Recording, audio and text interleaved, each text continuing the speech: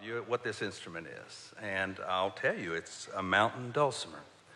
And they come from the settlers in the Appalachian Mountains from 200-300 years ago. Daniel Boone played a dulcimer. Also, the people that would go to church, they'd want to sing hymns, and they often asked for the dulcimer to be their accompaniment. And the preachers were very put out by this. They were jealous that the people wanted to hear the dulcimer to their hymns more than they wanted to hear the sermon. So they banned the dulcimer from the church. They said it was the voice of the devil because it was sweet and luring. And that's why I like to call the dulcimer the first rock and roll instrument. Now, I've never done this, but I thought I often teach my dulcimer students this little thing, and I call it, you've heard this in church many times, the asking for money song. So I thought I'd just play through, and maybe we'll try to sing the little thing if I can remember it.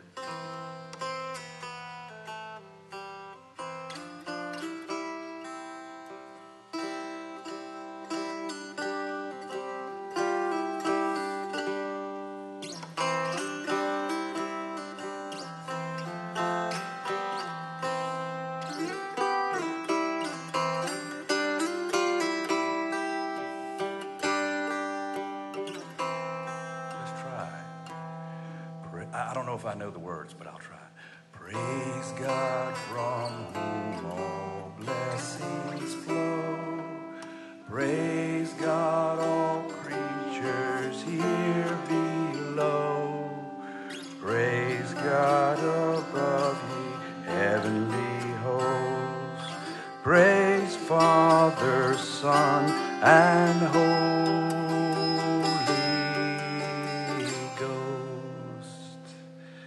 Okay, that was interesting. I think I had the words wrong because I heard you singing some of the, you were singing it right, but I was just singing what I remembered. Okay. Well, let me tell you about the fellow that made this dulcimer. His name's Edsel Martin. He's a whittler from North Carolina, Old Fort. He was famous. His dulcimers are in the Smithsonian. When I first went up to New York City, that was almost 37 years ago, I went out right away to street sing up near Central Park. And a fella comes up to me and says, well, that's an Edsel Martin dulcimer, isn't it? And I went, oh, how'd you know that? There's 8 million people in New York City, and here you knew this was an Edsel Martin. I was astonished. And he says, well, I'm a professor here in New York City, and my colleagues and I go down to North Carolina every summer, and we collect artifacts from the artisans. And I said, do tell. And it seems he had collected 8 of Edsel's dulcimers, and he told me that Edsel's dulcimers were really long, had a beautiful sound to them, were in the Smithsonian, and also the head of them. They were always a beautiful carving, and sometimes it was a woman singing like this one, or it was a hound dog or a bird or a flower. Well, several years passed, and I decided I needed to meet this fellow Edsel Martin down in Old Fort. So I went down there, and I found a library, and I said, do you know Edsel Martin? The librarian said, oh, I know Edsel. Told me how a little boy watched him walk down the road. Edsel had a wooden leg, so he walked slow. You couldn't tell it was a wooden because he just walked slow. And the boy was admiring how slow he was walking, and he said, I believe that's the laziest man I ever did see. And he was just a 6-year-old boy. Everybody thought that was good. So when I showed up at Edsel's place, and it was all through the mountains, and I knock on the door. His wife, Elsie, comes, and I said, is Edsel Martin here? And he says, I'll go get him. And Edsel comes over, and I said, you Edsel Martin? He said, yes. I was trying to be as polite as I could. I said, are you busy?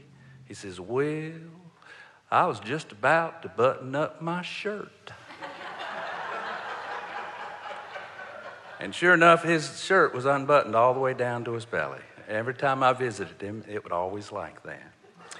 And I came in and sat down, and then I played the dulcimer for him. He liked that. And I told him I wanted to get another dulcimer. And he said, well, I stopped making them.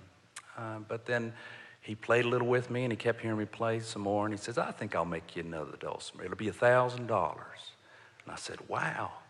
And he said, well, make it $250. So I didn't know I was negotiating, but I was. And I was happy. Also, I told him about that fella up in New York City who had 8 of his dulcimers. And Etzel says, oh, I remember him. He's a professor fella. He's got 3 degrees and he can't grill a pork chop. It's exactly what he said. Every time I would visit, I would pull over to the side of the road and write down for 20 minutes everything he said because I enjoyed his little stories so much. And I asked him if he was as lazy as that little boy said he was. And Edsel was really sparked up over that. He said, I am. I'm the loafingest man in western North Carolina. And he said that as though he just won the Nobel Prize of loafing, which they don't give out, but I think they should. And Edsel went on to say, the trouble with the world today is not enough people loaf. And them that do don't do enough of it. And I said, Edsel, I kind of incline that way myself. I live up in New York City. I'm a kind of a bohemian. Maybe we could start a club together and call it the Loafin' Bohemian Club. Edsel says, that's too much trouble. So I had to bow to the master. Well, I've got a lot of stories about Edsel I could tell you. I could go on and on and on, but I better stop now. And I'd like to do a song that Edsel particularly liked. And I was proud that I'd written a song that a mountain man liked. It's a fellow wrote me a letter, thought I was his long-lost brother. It was so sad to read, and I wrote a song for him. This is called Rider on an Orphan Train.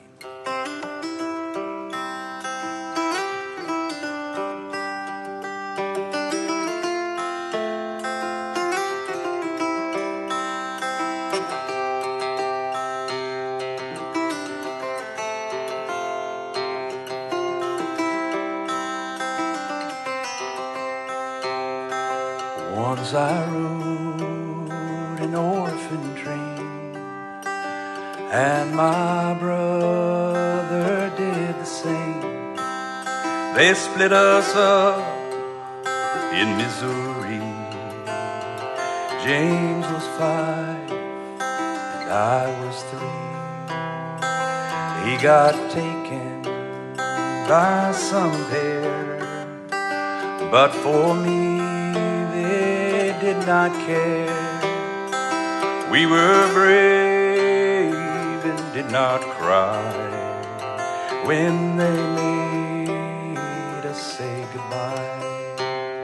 That was the last I saw of him before some family took me in. But I swore I'd run away, find my brother James someday. I went back when I was grown to see how old the children's home, and I asked for to see my file of when I was an orphan child. It's sad they say there's been a flood, fire washed away in Missouri mud. Sometimes life is a stone wall. You either climb or else you fall. In every town, on every street, all the faces that I meet. And I wonder, could one be my brother James come back to me? Though I don't know where he's gone, I have searched my whole life long. Now I roam from town to town. There's no lost and found. Sometimes I dream a pleasant sight, my brother James and I unite, remembering our last goodbye. No longer brave, but we start to cry. I hope he lives a life of ease, and all his days are soft warm breeze. May he sit upon a throne, and may he never sleep alone. Once I rode an orphan train, and my brother did the same. They split us up